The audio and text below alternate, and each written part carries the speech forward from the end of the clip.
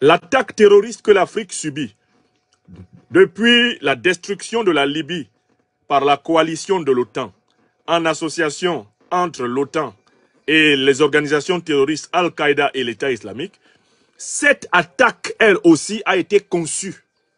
Elle a été pensée comme élément essentiel pour redéstabiliser suffisamment l'Afrique afin de rendre les gouvernements africains malléables, dominables et de se garantir et de s'assurer le contrôle sur les matières premières faramineuses de l'Afrique en ce 21e siècle. Donc il faut que vous compreniez que à chaque fois que l'Afrique est entrée dans une tragédie, c'est parce que, à la fois par la corruption de ses propres fils et filles, et d'autre part par l'organisation de ses ennemis historiques, de ses ennemis multiséculaires, eh bien, il y avait eu une espèce d'entente cordiale pour exploiter, soumettre, briser les volontés d'autonomie de l'Afrique. Et ça, c'est ce que précisément les gouvernements du Burkina Faso actuel, sous le président Ibrahim Traoré, et avant lui, le gouvernement du Mali, sous le président Assimi Goïta, voilà ce qu'ils ont compris. Et je vais vous illustrer le principe en question, pour que vous sachiez que le terrorisme qui frappe le Burkina Faso, le Mali, le Sahel, est la mise en œuvre d'un plan. Je vais vous donner des preuves. Les dernières preuves en date. Avant l'attaque de l'ONU contre le Mali, sur la base des accusations fallacieuses à propos de l'affaire de Moura, est-ce que vous avez noté qu'il y a 3 pays qui ont sorti un communiqué commun, conjoint, à travers leurs ambassadeurs au Mali? Écrivez le nom des 3 pays qui ont fait ça. Avant que l'ONU ne sorte son rapport qui attaque sauvagement et violemment le Mali, il y a 3 pays, qui avaient déjà fait un communiqué pour menacer le Mali. Vous vous souvenez? Les États-Unis, la Grande-Bretagne et le Canada, n'est-ce pas? C'est clair? Vous vous souvenez? Ça s'est passé il y a quelque temps. Et juste après, l'ONU est sortie avec son immense rapport extraordinairement mensonger, rocambolesque et diffamatoire envers l'armée malienne et ses alliés. Vous avez bien vu, non? Ce qui vous laisse comprendre que ce que l'ONU a fait a été préparé en amont avec des puissances qui veulent l'échec de la transition malienne. C'est clair pour vous, c'est pas clair pour vous. Mais je vous donne un exemple encore plus récent, un peu plus lointain. Le Mali a été sauvagement attaqué par la CEDEAO, par des sanctions illégales, inhumaines et illégitimes. C'était le 9 janvier 2022. C'est vrai ou c'est pas vrai? Vous vous souvenez que la CEDEAO, c'est-à-dire tous les chefs d'État vassaux du néocolonialisme français et de l'impérialisme occidental en Afrique de l'Ouest, ils se sont réunis le 9 janvier 2022 à Accra au Ghana et ils ont sorti un texte illégal, illégitime et inhumain qui avait pour but l'effondrement total du Mali. Est-ce que vous vous en souvenez? Il ne faut jamais oublier ça. Mais certains d'entre vous ont oublié qu'avant que la CEDEAO ne parle, les maîtres de la CEDEAO avaient parlé. Donc je vous ramène en 2021 et vous allez chercher le communiqué signé par 17 pays occidentaux le 23 décembre 2021. Vous allez prendre le contenu du communiqué de 17 pays occidentaux contre le Mali, menaçant le Mali de coups et blessures, parce que le Mali a décidé de coopérer avec la Russie. C'est un texte publié en date du 23 décembre 2021. Vous posez ça à votre gauche. Et ensuite, vous prenez à votre droite le communiqué de la CEDEAO du 9 janvier 2022. Et vous vous rendez compte que la CEDEAO a appliqué à la lettre la volonté des maîtres occidentaux, eh bien des vassaux issus du néocolonialisme français et de l'impérialisme occidental en général. N'est-ce pas? De telle façon que nous, Africains, Africaines, éveillés, nous devons être habitués à lire les signes avant-coureurs. Nous ne devons plus nous laisser surprendre par les événements. À partir des signes, nous pouvons savoir ce qui nous attend.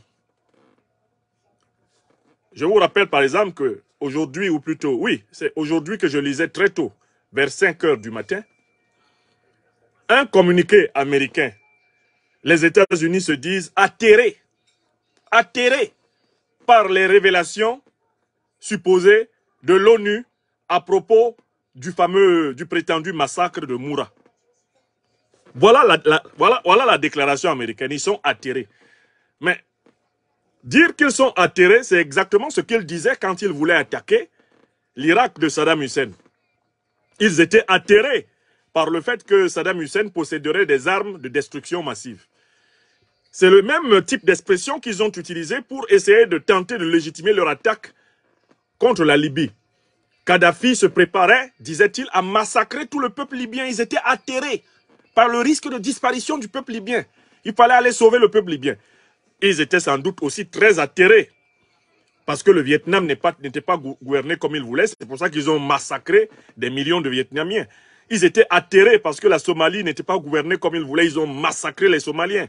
Ils étaient atterrés parce que la Serbie ne fonctionnait pas comme ils voulaient. Ils ont massacré les Serbes. Eux, ils sont toujours atterrés avant de perpétrer un massacre. Le président Mandela a fait remarquer qu'ils ont massacré des centaines de milliers de Japonais à Nagasaki et Hiroshima, alors que l'armée japonaise avait déjà perdu la guerre. Alors que l'armée japonaise refluait sur tous les fronts, pour donner une leçon de monstruosité et de méchanceté à la terre toute entière, ils ont jeté 2 bombes atomiques sur le Japon, parce qu'ils prétendaient avoir été atterrés par l'attaque de Pearl Harbor. Or, en réalité, ce n'était qu'un prétexte. Un bon prétexte pour exercer une violence absolue, illimitée et sans borne, une violence intimidatoire pour toute la planète, comme l'a souligné le président Mandela.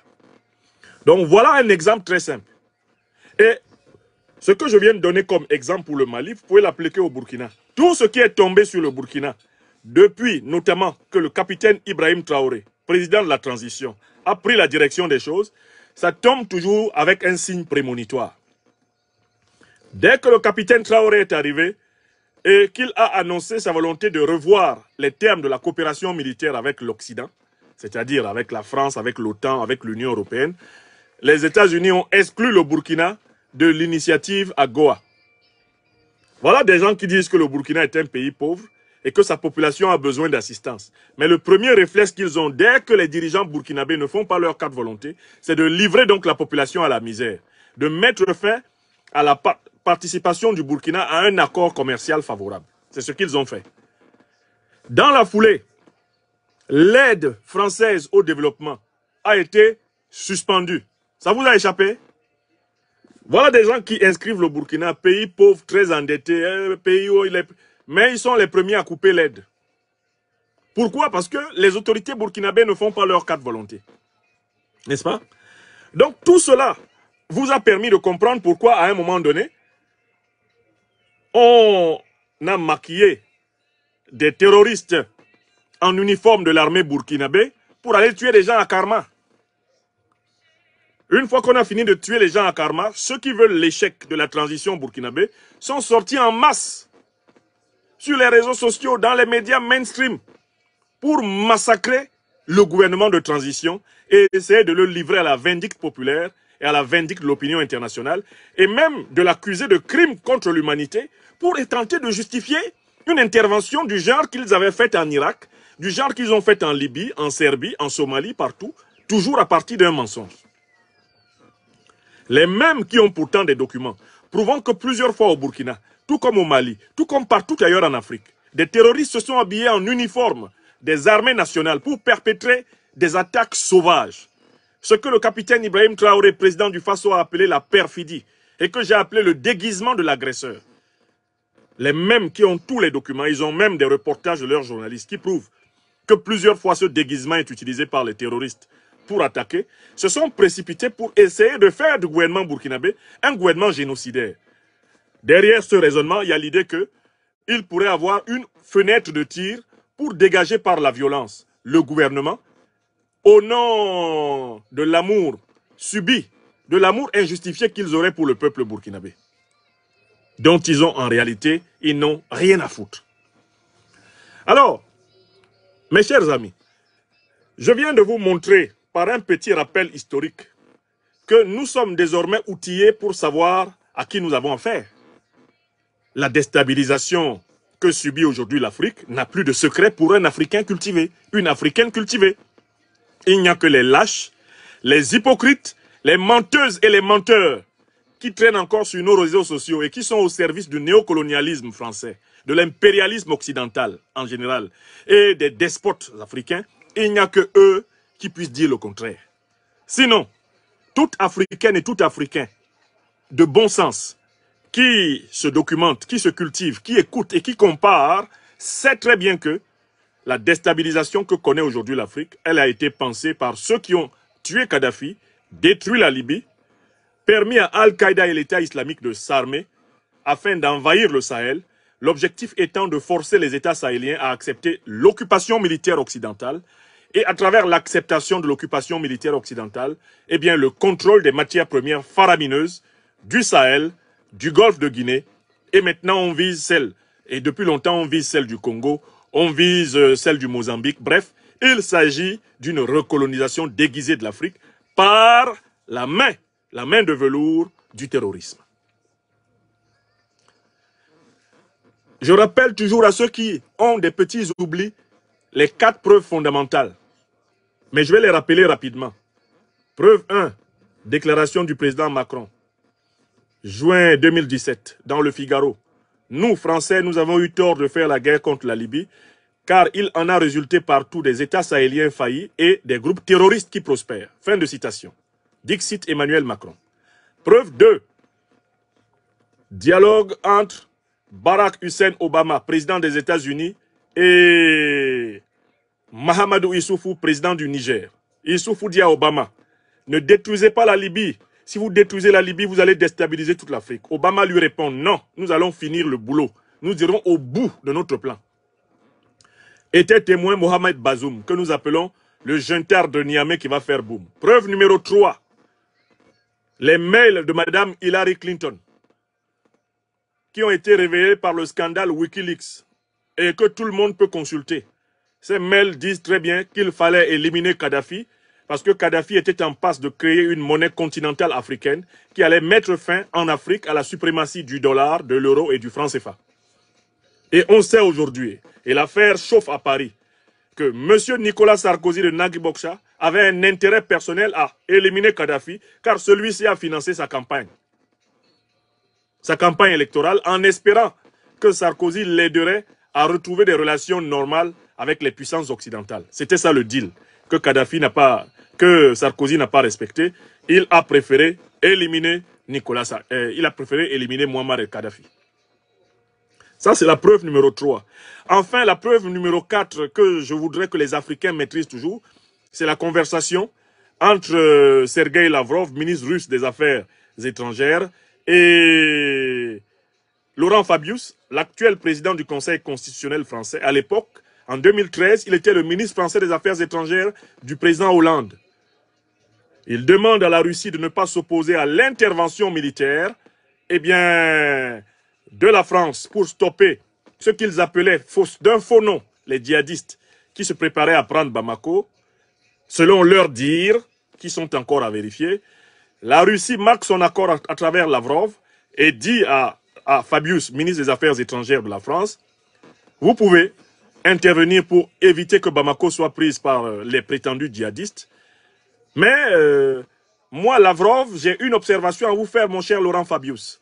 C'est que vous, Français, vous vous préparez actuellement à faire la guerre au Mali à des terroristes que vous avez armés en Libye.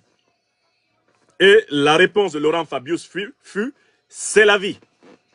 Ce sont des révélations qui datent de septembre 2022 de la bouche de l'actuel ministre des Affaires étrangères de la Russie, qui n'a jamais été démenti par M. Fabius.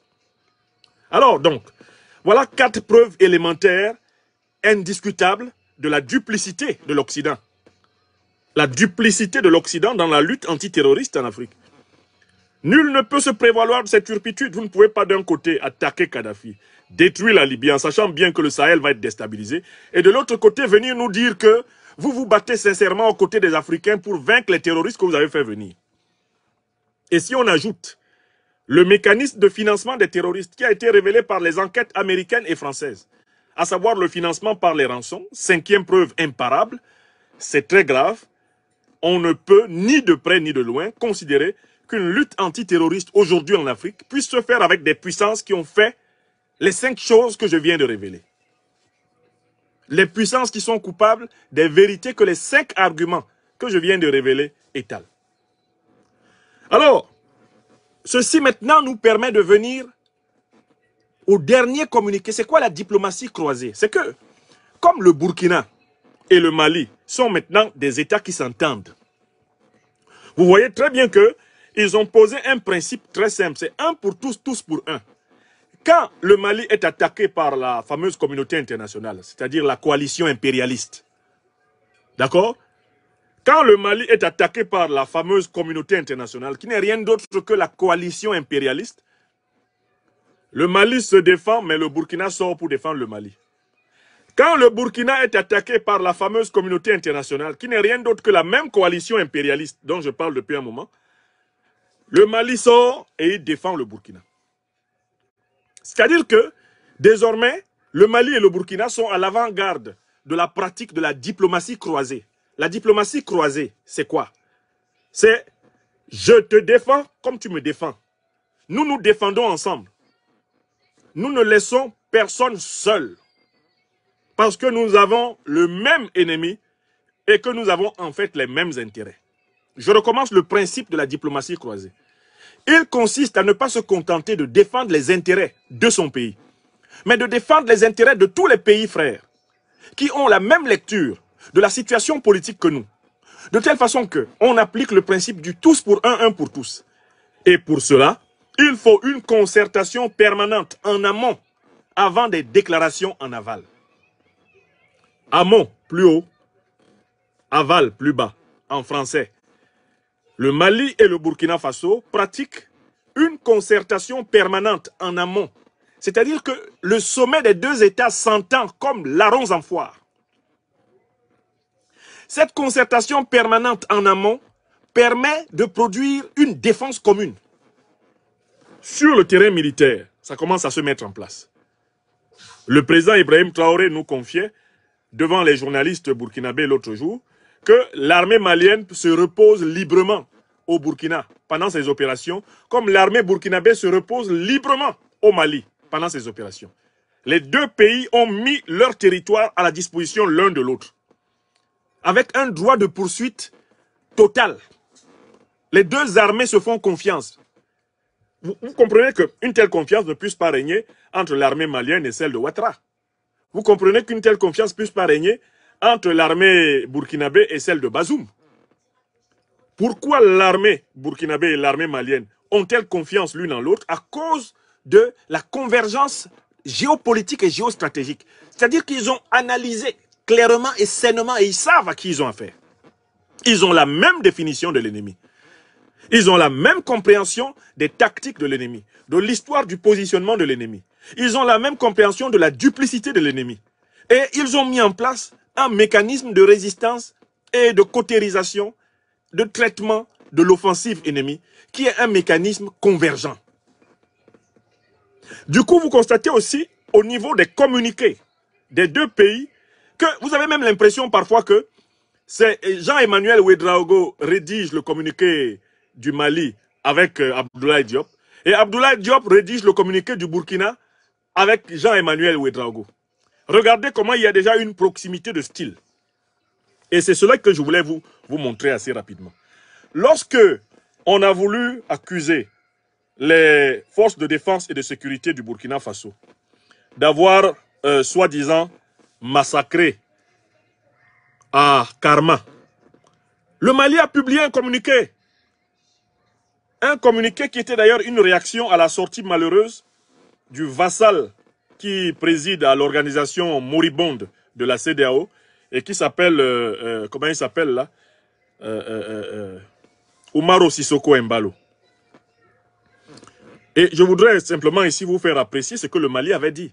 C'était exactement le 4 mai. Avant de voir ce que le Burkina va venir dire le 16 mai. Le Mali a parlé le 4 mai sur l'affaire où on tentait d'enfoncer le Burkina. Mais le 16 mai, le Burkina est venu parler sur l'affaire où on tente d'enfoncer le Mali. Et quand vous lisez les deux communiqués, vous voyez que ces pays sont devenus des jumeaux géopolitiques, des jumeaux géostratégiques. Et ça, c'est beau. C'est le signe d'un travail en profondeur. Alors, qu'est-ce que le Mali avait dit? Je suis allé sur la page du colonel Abdoulaye Maïga, ministre d'État, porte-parole du gouvernement malien. Il a publié un communiqué. C'était le 4 mai. C'était le communiqué numéro 051 du gouvernement de la transition du Mali. Et il disait ceci. C'est avec une profonde affliction que le gouvernement de transition a appris l'attaque ayant visé des populations civiles dans le village de Karma au Burkina Faso le 21 avril 2023. Suite à ce drame, le gouvernement de la transition présente ses condoléances les plus attristées aux autorités ainsi qu'au peuple frère du Burkina Faso et prie pour le repos de l'âme des défunts de cette barbarie. La peine du gouvernement de la transition a été aggravée par le commentaire inopportun de son Excellence Umaro Sissoko Embalo, président de la conférence des chefs d'État de la CEDEAO, qui a qualifié, sans aucune preuve, cet incident de génocide, avant d'imposer certainement sa volonté à la commission de la CEDEAO, qui a malheureusement repris l'état d'âme de son Excellence Umaro Sissoko Embalo dans son communiqué du 20 avril 2023. Eh bien, dans son communiqué du 21 avril 2023, le gouvernement de la transition appelle à la retenue et à la prudence le président de la conférence des chefs d'État et de gouvernement de la CEDEAO en lui signifiant que la recherche des présumés auteurs d'infractions relève exclusivement de la compétence des autorités souveraines du Burkina Faso qui ne ménagent aucun effort pour lutter contre le terrorisme. Aussi faut-il rappeler que la manipulation des conflits identitaires par les groupes terroristes représente l'un de leurs modes opératoires en vue de fragiliser la cohésion nationale. Par conséquent, en l'absence de toute preuve et sans aucune habilitation, la réaction du président de la conférence des chefs d'État et de gouvernement de la CEDEAO est loin de renforcer la cohésion nationale au Burkina Faso et constitue une ingérence grave dans les affaires intérieures du Burkina Faso. Pour la République du Mali, cet épisode rappelle des tentatives désespérées d'instrumentalisation des droits de l'homme afin d'accuser les autorités de la transition et les vaillantes forces de défense et de sécurité maliennes et, in fine, entraver la lutte contre le terrorisme. Le gouvernement de la transition demeure vigilant et n'acceptera pas que de telles manœuvres visent les autorités burkinabées, avec lesquelles les autorités maliennes sont pleinement engagées pour l'éradication du terrorisme soutenu par des sponsors étatiques étrangers. Les sponsors étatiques étrangers. C'est-à-dire la coalition qui a assassiné Kadhafi, qui a armé Al-Qaïda et l'État islamique pour déstabiliser tout le Sahel. C'est cette coalition-là que le Mali appelle les sponsors étatiques étrangers. Alors, dans ce communiqué du 4 mai, tout y est. 1. Le Mali défend le Burkina contre l'accusation précipitée, infondée, injustifiée. L'accusation sans le moindre début de preuve, formulée par Embalo. Embalo, vassal du néocolonialisme français. Embalo, vassal de l'impérialisme occidental. Pseudo-chef d'une CEDEAO qui a été vomi par les peuples africains. Le gouvernement malien se dresse pour dire à Embalo de la fermer, de se taire. Pour lui dire que sa volonté de nuire au peuple frère du Burkina est inacceptable à Bamako. Deuxième chose, le gouvernement malien dit que tout le monde sait très bien que les terroristes se déguisent souvent en anges de lumière pour attaquer nos peuples. Et que par conséquent, seules les autorités burkinabées peuvent nous dire avec certitude la nature de ceux qui ont tué à Karma. L'identité de ceux qui ont tué à Karma. Tant que les autorités souveraines du Burkina n'ont pas indexé tel ou tel individu, eh bien, il est malvenu pour un président perdu d'une organisation vomi comme la CEDEAO de vouloir préempter la volonté de la justice. Mais il y a encore mieux. Le gouvernement malien dit que Embalo et la CEDEAO instrumentalisent, comme la coalition occidentale, la fameuse communauté internationale, ils instrumentalisent les droits de l'homme dans le but d'entraver la lutte contre le terrorisme.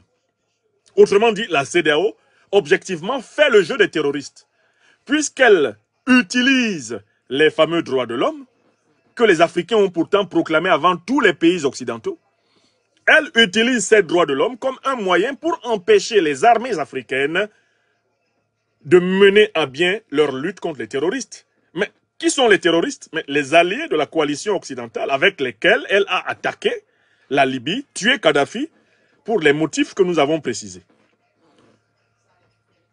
Et voilà pourquoi le dernier paragraphe du communiqué du 4 mai 2023 rappelle que le terrorisme est soutenu par des sponsors étatiques étrangers.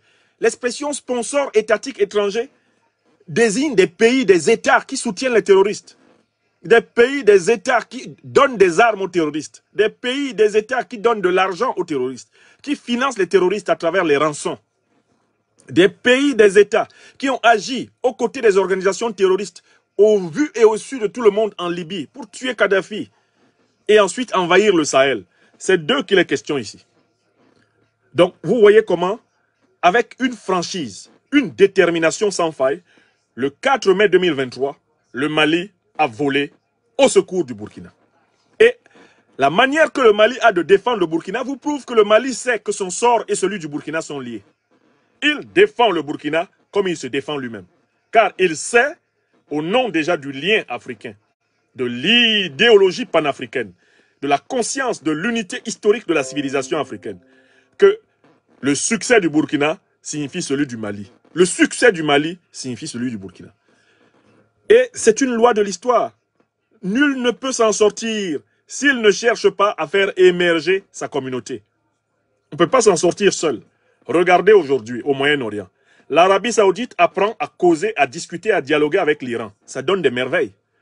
Des perspectives commerciales incroyables sont en train d'émerger au Moyen-Orient entre l'Arabie Saoudite et l'Iran.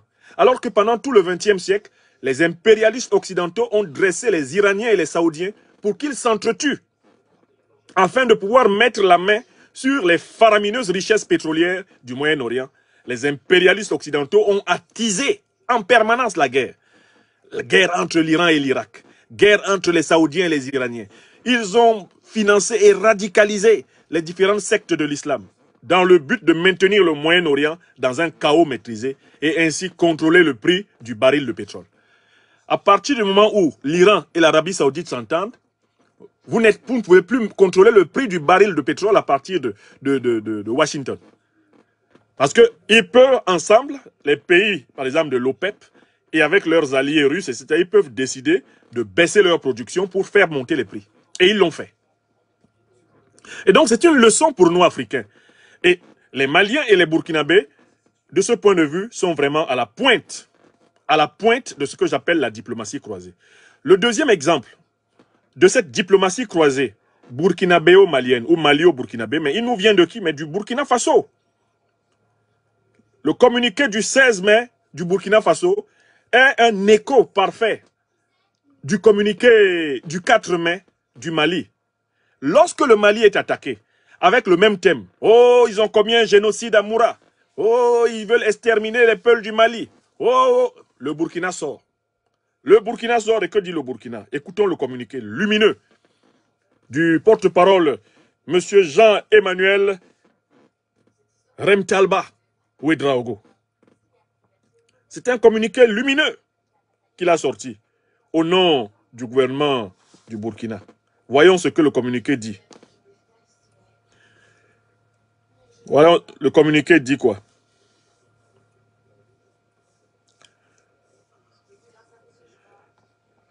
Voilà, je l'ai sous les yeux. Ouagadougou, il a été signé le 15 mai exactement. Primature, porte-parole du gouvernement, Burkina Faso, Unité, Progrès, Justice, Ouagadougou, le 15 mai 2023. Communiqué. Le gouvernement du Burkina Faso est témoin de la lutte acharnée menée par le gouvernement de transition et le peuple souverain du Mali contre des groupes armés terroristes dont la barbarie et la perfidie n'ont d'égal que leur désir morbide de semer le chaos par le massacre, le viol et le pillage des populations paisibles. Pour endiguer l'entreprise de terreur et de violence de ces hommes sans foi ni loi, les forces armées maliennes ont mené avec succès une opération militaire d'envergure dans la localité de Moura, courant mars 2022, qui a permis d'infliger une cinglante défaite à ces disciples de l'Apocalypse, en neutralisant plusieurs dizaines de terroristes. Le gouvernement du Burkina Faso s'étonne du contenu du rapport sur les événements de Moura du 27 au 31 mars 2022 du Haut Commissariat des Nations Unies aux droits de l'homme rendu public le 12 mai 2023 et marque son incompréhension quant aux conclusions du dit rapport. Il exprime sa solidarité au gouvernement et au peuple frère du Mali, ainsi qu'à l'ensemble des forces combattantes engagées dans la lutte contre les forces du mal et injustement prises à partie pour des allégations supposées de violation des droits de l'homme. Le gouvernement du Burkina Faso n'a eu de cesse de le répéter. La violence ignoble et la négation de toute humanité sont celles perpétrées contre les innocentes populations sahéliennes par des hordes terroristes assoiffées de sang, de richesse et de pouvoir, dont la neutralisation émeut tant la communauté internationale. La communauté internationale est mise entre guillemets dans le communiqué burkinabé, histoire de dire communauté occidentale. On continue. Il s'interroge sur cette approche des droits humains à géométrie variable qui observe une complaisance suspecte face aux exactions de ces mêmes groupes terroristes et dédouane la communauté des nations de son devoir de solidarité vis-à-vis des peuples du Sahel, violentés et martyrisés sur la terre de leurs ancêtres, alors qu'ils n'aspirent simplement qu'à vivre libres, dignes et en paix. Page suivante.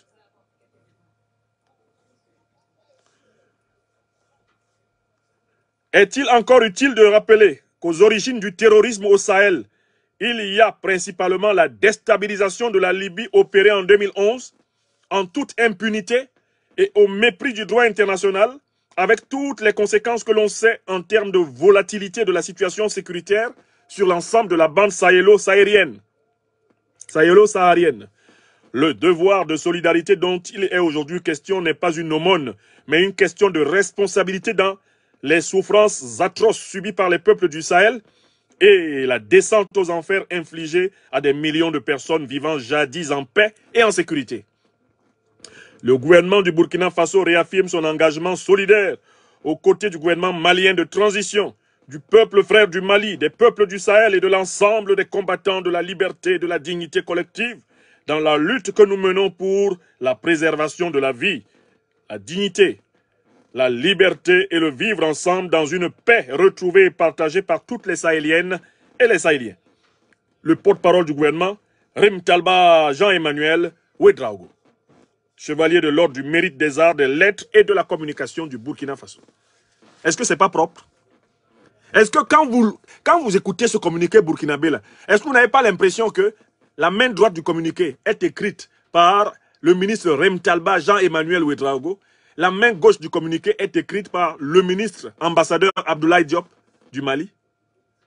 Quand vous avez écouté le communiqué malien du 4 mai, vous n'avez pas l'impression que la main droite est tenue par le ministre ambassadeur Abdoulaye Diop du Mali et la main gauche est tenue par son homologue, la ministre des Affaires étrangères ou son homologue, le ministre porte-parole du gouvernement du Mali? Vous voyez? Vous sentez parfaitement la symbiose entre les thèses burkinabées et les thèses maliennes, l'analyse burkinabée et l'analyse malienne du conflit. Ce qui est important ici, c'est que le Burkina souligne le fait que la soi-disant communauté internationale, et c'est mis entre guillemets, parce que, en fait, c'est une manière pour le Burkina de désigner la coalition occidentale qui a tué Kadhafi et détruit la Libye. Vous voyez comment ils ont de l'argent pour l'Ukraine. En moins d'une année, ils ont donné à l'Ukraine ce qu'ils n'ont pas donné à l'Afrique en plus de 60 ans. En plus de 60 ans de conflits subis par l'Afrique, ils n'ont pas donné autant d'argent qu'ils en ont donné en moins d'une année de conflit à l'Ukraine. On compte maintenant en dizaines de milliards, en centaines de milliards, bientôt de dollars, l'argent qu'ils ont dépensé pour faire la guerre contre la Russie à travers l'Ukraine.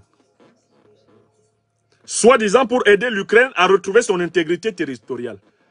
Mais la République démocratique du Congo, ça fait 30 ans que son intégrité territoriale est menacée. On ne l'a pas aidé comme ça.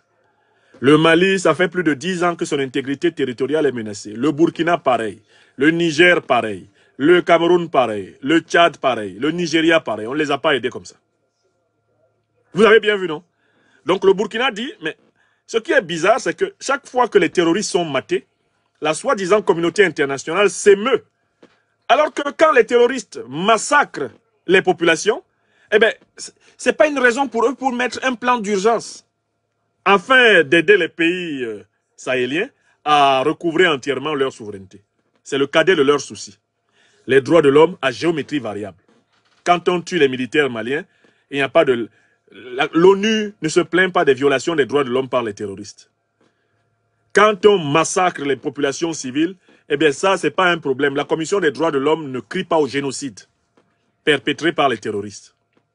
Mais quand on massacre les terroristes, ce qu'ils méritent, parce que ce sont des criminels sans foi ni loi, là, c'est la bronca de la soi-disant communauté internationale. Deuxième chose importante dans le communiqué burkinabé.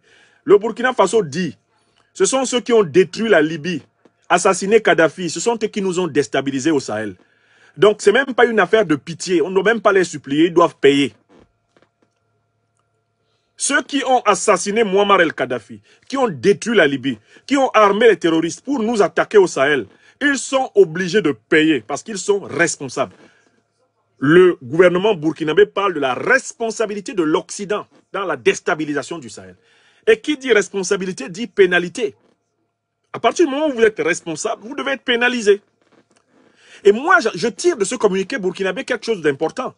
C'est que chaque pays africain qui va se redresser doit demander à ces tribunaux de condamner les pays qui ont organisé l'invasion terroriste. Il faut qu'il y ait des procès antiterroristes dans tous les pays africains libérés de l'impérialisme. Tous ceux qui ont de près ou de loin favorisé l'invasion terroriste que subit le Sahel et l'Afrique, ils doivent être jugés et condamnés dans les tribunaux africains. Ce n'est pas une affaire de Cour pénale internationale.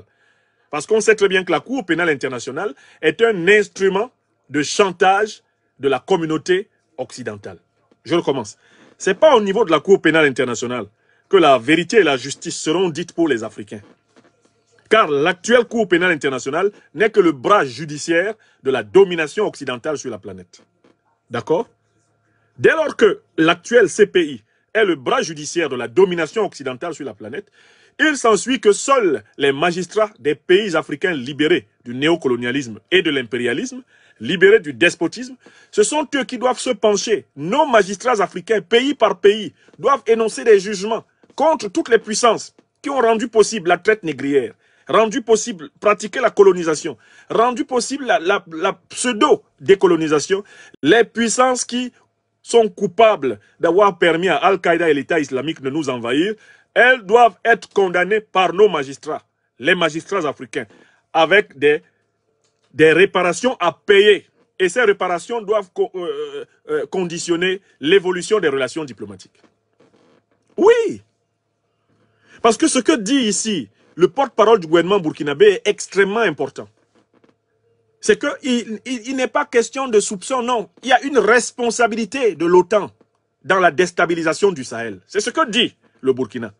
Donc, en fait, l'OTAN, si la justice existait, l'OTAN paierait. Si la justice existait,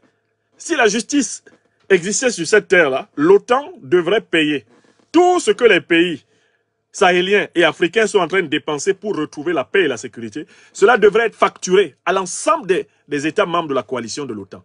Car c'est cette coalition qui est coupable de la déstabilisation du continent. Voilà le raisonnement du Burkina Faso.